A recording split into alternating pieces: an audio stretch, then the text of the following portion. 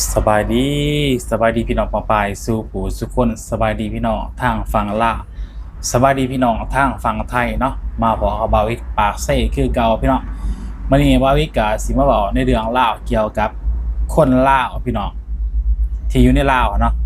เริ่มพากันทยอยออกนอกประเทศพี่น้องบ่ว่าจะเป็นมาประเทศไทยบ่ว่าจะเป็นเกาหลีญี่ปุ่นหลายคนก็แลนเอกสารบัตรถิบ่แลนพี่น้องคนที่บ่ได้เรียนก็มีหลายคนที่เรียนก็มีหน่อยเดี๋ยวนี้เพราะว่าการเรียนมันก็สำคัญนะพี่น้องการเรียนมันก็สำคัญเนาะแต่ว่าคนรุ่นใหม่อยู่ในประเทศลาวนะคนรุ่นใหม่อะไรพี่น้องแล้วก็คนรุ่นเก่าเนาะคนรุ่นเก่าที่เข้าถ่ายทอดประสบการณ์ให้คนรุ่นใหม่ได้รู้ได้เห็นในการที่เขาจะไปเรียนว่าจะเป็นมหาวิทยาลัยว่าจะเป็นวิทยาลัยจบชั้นสูงปริญญาเอกปริญญาตรีจบออกมาแต่กางานรองรับงานห้องหับอย่างก็มันบ่มีนะพี่น้องการที่จะไปสมัครงานก็คือยากเนาะสำหรับเอกชนเนาะเอกชนก็สิมีเปอร์เซ็นต์อะไรถ้างานหรือว่าอะไรเฮ็ดงานอยู่มีเปอร์เซ็นต์หลายกว่าเป็นพนักงานของรัฐนะพี่น้องถ้าว่าเขาไปเป็นพนักงานของรัฐก็คือนี่ยากเลยพี่น้องถ้าบ่มีเสียงมีสายหรือว่าบ่มีเงินมีคำมากพอเนาะก็คือยากเลยบ่ต้องไปเว้าหาพี่น้องบางคนมีเงินซื้อก็บ่ได้เข้าบ่ได้เฮ็ดเวียกนำเฮ็ดเวียกนำรัฐนะยากนะพี่น้องบัดนี้คนที่เขาจบปริญญาเอกปริญญาตรีมาครับเว้าให้สู่พี่สู่น้องฟังไหลอธิบายความในใจในการเรียนมาไหลมีความรู้ความสามารถบ่มีความสามารถบ่หรือว่ามีอหยังความรู้อหยังน่ะเนาะบางคนจบมาก็บ่มีโอกาสอะไรไปเฮ็ดเวียกเฮ็ดงานแม้ว่าเรียนเก่งก็จะเรียนบ่เก่งก็อย่าเนาะต่ออะไรเสียนได้ใช้เงินบัดนี้เวลาเราสู่เฮ็ดคลิปออกมาสู่สังคมเนาะบางคนก็ไปลาพวกมนุษยธรรมบางคนก็ไปลาเนาะบางคนก็บ่เห็นดีนำการเรียนเนาะซึ่งเป็นการเรียนเป็นสิ่งที่ดีแน่นอนพี่น้องบัดนี้คนออกมาฟังมันก็แมนอยู่คนที่จบมาเนี่ยก็คือธรรมดาพี่น้องจบปริญญาเอกปริญญาตรีปริญญาโทจบมาก็บ่มีเวียกเฮ็ดงานทำอีหยังเนาะไม่ได้หน่อยรุ่นใหม่มันก็บ่เฮียนบาดนี้บ่เฮียนเพราะว่าส่วนหลายเนี่ยบ่พากันคำนึงถึงกันแบบว่าเรียนจบมาเฮาสิเฮ็ดงานอยู่ไสหลายเป็นเฮ็ดเวียกทำไผเข้าองค์กรใดเฮาบ่จักเนาะมีแต่เฮียนเรื่อยๆเสียเงินพ่อแม่จบมาก็บ่มีเวียกเฮ็ดงานทำหลายคนมากก็เตะฝุ่นเลยเฮ็ดให้ได้หน่อยบ่อยากเฮียนคุมื้อนี่เนาะได้หน่อยบ่อยากเฮียนส่วนคนประมาณอายุ18ปีขึ้นไปมันก็บ่อยากอยู่บ้านอยู่เมืองอะไรนี่พี่น้องเขาก็เดิมเฮ็ดเอกสารต่างๆเนาะเอกสารที่เขาจะไปเฮ็ดเวียกอยู่ต่างประเทศนะอยู่เกาหลีญี่ปุ่นหรือว่าประเทศไทยเนาะส่วนตอนนี้ก็แต่ก่อนคนลาวมาไทยติดระดับหนึ่งเนาะ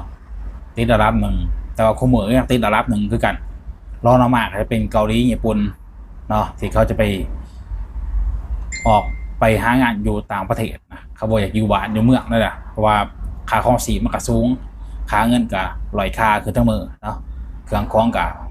เดินหน้าขึ้นตลอดพี่น้องลาวเฮานี่ก็แปลว่าเต็งใกล้หน้าผาเลยนะคุมื้อนี่เนาะเครื่องของก็แพงยังกับแพงค่าครองชีพแพงรายรับรายจ่ายก็บ่สมดุลกันพี่น้องบางคนก็บ่มีอยู่มีกินเนาะเขาก็ส่งลูกส่งเต้าเข้าไปต่างประเทศก่อนจะไปต่างประเทศไปเกาหลีญี่ปุ่นน่ะบ่ธรรมดาเด้พี่น้องหนักกว่ามาไทยหลายเท่าเนาะบางคนก็บ่มีเงินมีคำมาใส่เงินหลายพี่น้องในการไปเกาหลีญี่ปุ่นเนาะระดับ 4-50 ล้านกีบถ้าตกเป็นเงินไทยนี่ก็เกือบแสนนะพี่เนาะเกือบแสนถามเปรียบเทียบเป็นเงินลาวเนี่ย4-50 ล้านกีบเนาะบางคนก็60 ล้านกีบมันก็เป็นแสนเลยพี่น้อง8-9 หมื่นเนาะมันก็บ่แม่นเงินน้อยๆส่วนหลายเนี่ยพี่น้องเฮาเป็นคนลาวนะส่วนหลายจะบ่มีเงินเนาะส่วนหลายจะไปเอาเงินเอาใบตาดินเข้าหาใบตาดินไปจำกับบริษัทที่เขานำแรงงานลาวไปเกาหลีญี่ปุ่นหาเอาใบตาดินในของพ่อของแม่นะหรือว่าของเอ๋ยของน้องบ่เอาไปจำเขาได้ จำบริษัทที่เขานำเข้าไปพอไปมันก็จะมีกำหนดเวลาในการกลับบ้านเกิดเท่านะเนาะเพราะฉะนั้นคิดดีๆพี่น้องที่จะไปเนาะแต่ก็มีหลายคนที่เข้าไปนะพี่น้องลองมาไทยเนาะอันดับ2อันดับ1เนี่ยคนลาวมาไทยเนาะอันดับ2เนี่ยเกาหลีญี่ปุ่นเข้าไปหลายแห่งส่วนเนี่ยพี่น้องเพราะว่ากลุ่มจัดหางานยังเขานะเขาไปบริษัทที่เขาจัดหางานเขาไปประชาสัมพันธ์หางานแบบคือเขาหาคนลาวมาไทยเนี่ยบริษัทจัดหางานอย่างเนาะเขากับพูดคุยอย่างกันนะเขาจัดหางานเนาะเขากับเอาอย่างสมมติว่าเขา50 คนบอดในเดือนนี้หรือว่าในปีนี้50 คนจะไปหาคนในลาวบริษัทต่างๆครับโปรโมทหาคนที่เขาจะไปเห็นงานอยู่เกาหลีญี่ปุ่นเนาะเขาก็มาการสอบเซ็งมาสอบมาเฮียนหนังสือของเขานะภาษาเขาเนาะกับบรุนเนาะไม่เนาะก็มีหลายคนที่เขาสอบติดนะเขาสอบเอาบางคนก็สอบเอาบางคนสอบผ่านกับบริไปเนี่ยพี่น้องสอบเอาเนาะการพูดคุยกันภาษาเขาเนี่ยน้อยหนึ่งเขาบอกเรื่องขันบานยงยากยังมาไม่นะพี่น้องแต่ว่าพูดคุยกันไหนพวกเข้าใจเนาะ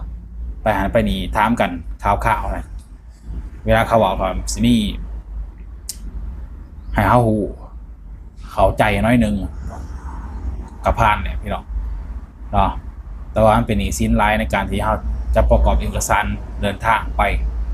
สวัสดิ์เขากำหนด3 ปีจังกลับบ้านเท่านึงหรือว่า5 ปีบอกกลับบ้านเท่านึงแต่ว่าปีต่อปีเนี่ยอาจจะบ่มีพี่น้องอาจจะบ่มีถือว่าเขาไปปีนี้หอดสงกรานต์บ่หอดกำหนดเวลาบ่จะกลับบ้านนะยานบ่ได้ตัวนี้พี่น้องคันต่ำยาหน่อยคิดได้ประมาณ3 ปีหรือว่า2 ปี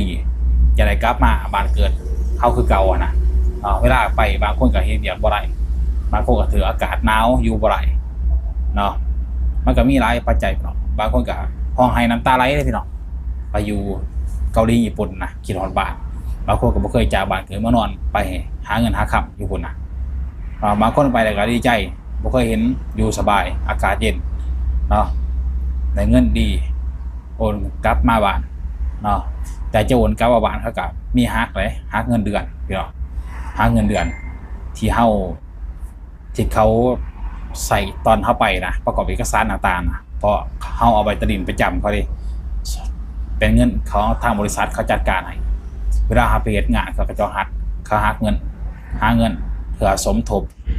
เท่ากับรายจ่ายที่เขาเหตุเอกสารไปถ้ามันจบถึงตอนเดียวเขาก็จะได้ใบตรินตอนนั้นมาหรือว่ามีกำหนดเวลาของเขานะได้กลับมาเนาะในใบตรินเขากลับมาแล้วก็เหตุงานต่อเอกสารต่างๆเขาก็จัดการไปหักไปเฮเบียไปเนาะแบบเดียวก็คือเฮามาไทยเนี่ยแต่ว่าเฮามาไทยเฮาเฮเบียเฮาสามารถกลับบ้านได้เนาะแต่ว่าเฮามามันนี่มื้ออื่นกลับก็ได้นะมันก็ง่ายแต่ว่าไปเกาหลีญี่ปุ่นไปน้ำเขาเนี่ยยากพี่น้องยากเพราะมันมีกำหนดเวลาของเขาที่จะกลับมาบ้านเนาะ2-3 ปีอาจจะเหตุให้3-4เคยสิ้นความขุ่นสิ้นมันก็ใส่เวลาเนาะพี่น้องเขาก็ล้างสงกรานต์มาในกาเดินนักพี่น้องคนไปเฮ็ดพาสปอร์ตไปเฮ็ดเอกสารต่างๆเนี่ยอยู่ในจะที่เขาเฮ็ดปุ่มผ่านแลนยังไงนะเต็มสนัดพี่น้องเลยแย่กันคือก็ถึกคนไล่ขนาดที่เขาจะไปเฮ็ดพาสปอร์ตหรือว่าเฮ็ด MOU อย่างต่างๆไล่เนาะกับประมาณนี้พี่น้องคนลาวเริ่มอยู่บ่ได้เริ่มนี้นะจากประเทศไล่นับมือนะพี่น้องกับประมาณนี้พี่น้องไผมีความคิดเห็นอะไรก็สามารถคอมเมนต์มาพูดคุยกันหน่อยนะพี่น้องหรือว่าอยากสมัครสมาชิกบาวิทเนาะก็สามารถกดสมาชิกได้พี่น้องสมัครสมาชิกได้หรือว่ากดซุปเปอร์แตงเนาะให้บาวิทมีกำลังใจในการให้คลิปต่อไปพี่น้องพอกันคลิปหน้าพี่น้องสบายดี